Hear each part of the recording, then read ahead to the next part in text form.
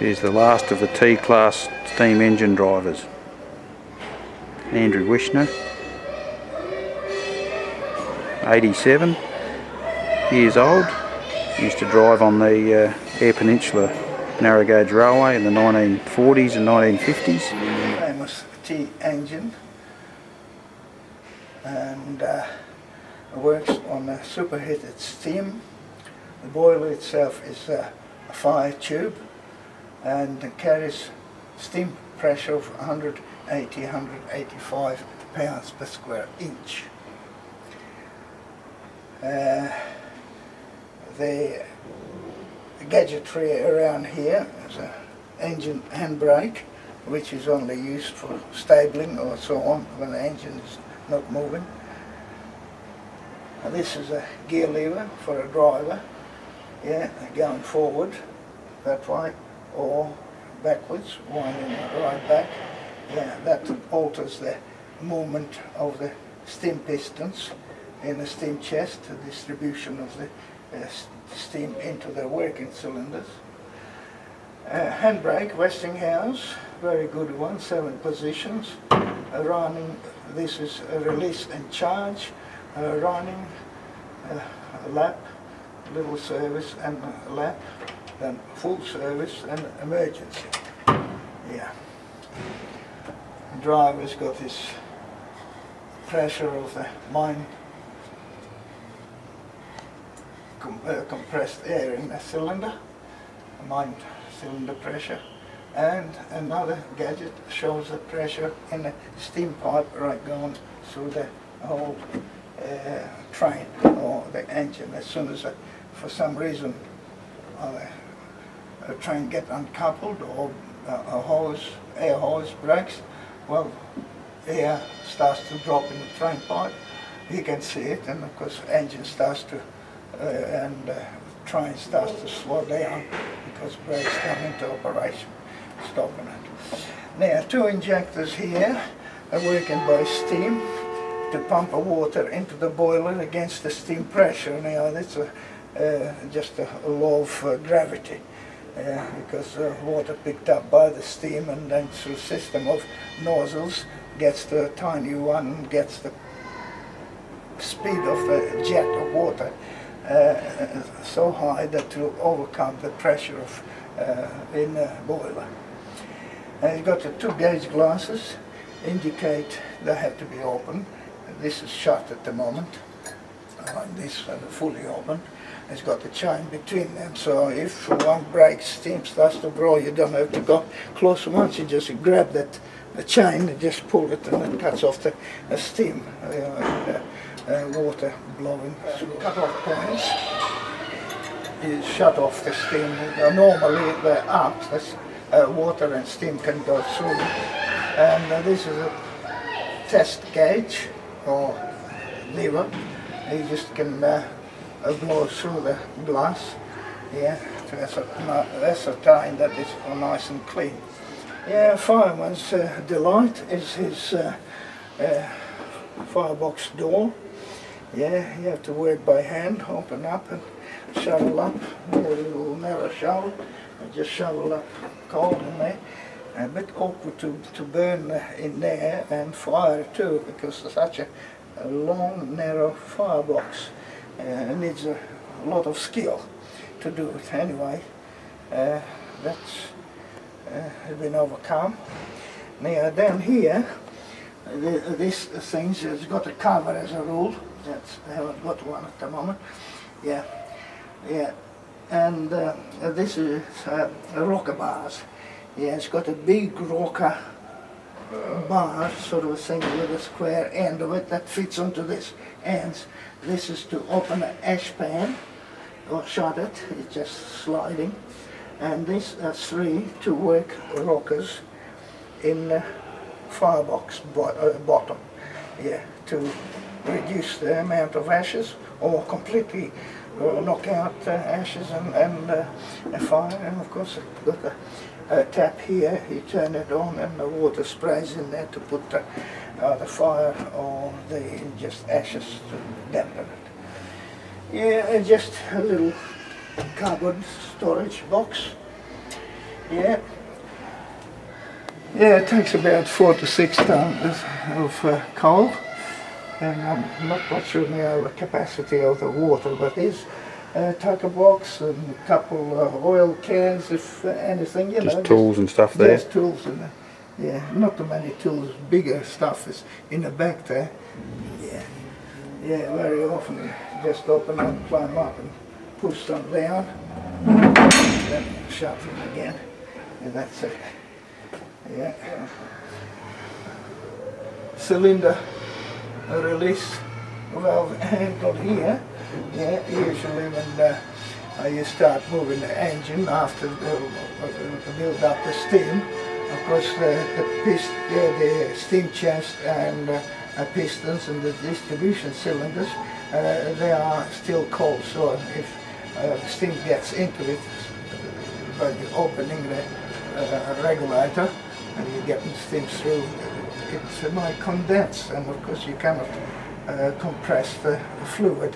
So that's the idea of this release cocks operation, to have them open for a short time, and so as the engine moving around it goes psh, psh, psh, psh, psh, psh, blowing the steam and water out until the steam chest and cylinders and pistons warm up, then everything's alright, and the driver shuts it off. Yeah, and utilize full pressure of the steam. This longer one is a sand operated lever. That's just one line, for some reason or other, gets a little bit sticky or greasy, or a bit of a rain or grass very often blowing sideways. Of course then you lose your traction. So you work with a bit of a steam, not a steam, it's just a gravity operated sand dropping onto the line in front of the driving wheels. Yeah, steam valve to operate steam compressor. It's a double unit, steam operated unit up the top, connected on the same shaft to the air compressor on the bottom to keep supplying compressed air to the main cylinder down the bottom here. That air is there all the time and showing the pressure in it. It carries about 65 pounds per square inch, and that supplies air for brakes on the engine and on the train pipe.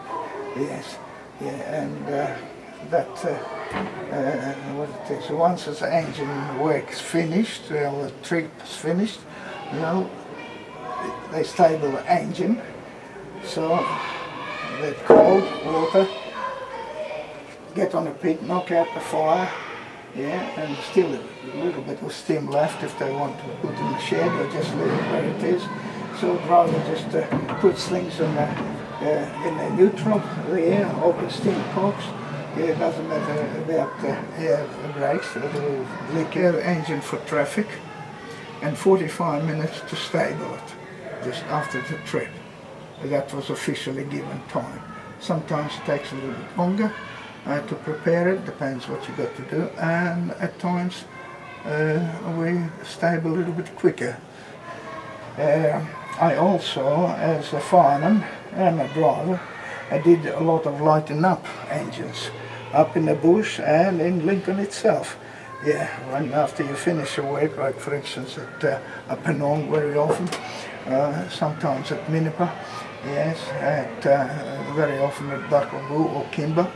Yeah, we just, some wood is available and they give it 2.5 hours when the engine is still warm, and 3.5 to 4 hours when the engine is cold. So you just a bit of a waste with a bit of kerosene, supply a tin of kerosene and oil, it's here on the engine all the time. So you wet it with kerosene, throw it in, and a bit of wood in there light up, and it soon starts to burn. Yes, and build up the steam. Once it's enough coals in there and a little bit of steam, you just put a bit of coal on. If it's a steam gallon, you just get the jet open to improve the draft. That's in the bush. Out in the depot like Lincoln, they had the air especially provided for that, and you put that jet sort of a arm into on top of the funnel, and that helps the draft Yeah, and helps things to burn quicker and get the steam up of the engine. Where's the chain you pull to blow the horn? Doot, doot, doot. It be here somewhere. Yeah, She's missing. Yeah, missing. Yeah, just a cord. This one is a generator, just steam operated generator. There's you've seen that little tapping there, you open steam. Yes, and you get a bit of a power to supply a bit of light. Yeah, this one here, that's just a muffler for blowing off a boiler. Yeah, from a boiler in the steam and scum blows out there, so it goes in really sort of a thing, dissipate a little bit of that scum that accumulates. Yeah, this one is a dome on top where the steam accumulates. Yeah, and from there it goes into header, heater, reheat it again, and then connected to a regulator for the driver to admit the steam into steam chest to work machines. Yeah. Cylinder, compressor, and that one is steam operator. Then distribution valve for steam up the top in there. Yeah. In some bit is just a little slide valve sort of a thing. Yes. Yeah. Difference in it. One big end or one smaller end, and that difference makes it move backwards and forwards. And of course that distributes the steam into a little steam cylinder there, and that works a compressor. Very simple. There's a slide bars in there, and the crosshead it just works that big piston, and of course connected to through connecting rods to a main crank pin. That's the main crank pin there, is it? Yeah, this one, the minor one, crank pin. Yeah, and this is the main con rod. And other are connecting rods. Yeah, yeah. Sometimes this one get broken or bent because of what's name fluid. It cannot compress. It just connects when there's priming or something like that. Too much water in there, and of course you got all the pressure of a train pushing it. So there's no way of given. So either piston itself or cylinder bust, or the con rod bends or cracks, and so on. Down here inside, it's a little bit hard to see it. One needs up a bit.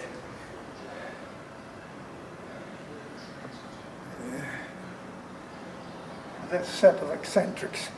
Yeah, that's what by operating that driver's gear lever, you allow or up, shorten or lengthen travel of the distribution pistons in the steam chest. They distribute steam into working cylinders here. Well, here's your brake blocks. Yeah, heavy stuff. Yes. This is just a little bit of air in there for train pipe on the train on the engine itself. And down here you can see a little bit of a big cylinder in there. That's a main air cylinder. Yeah, this is if you can see it, type of a train pipe connecting air hoses. Yeah. They're easy to uncouple if you stretch them. They just break without damage. Yeah, but to connect them you have to put together and flick it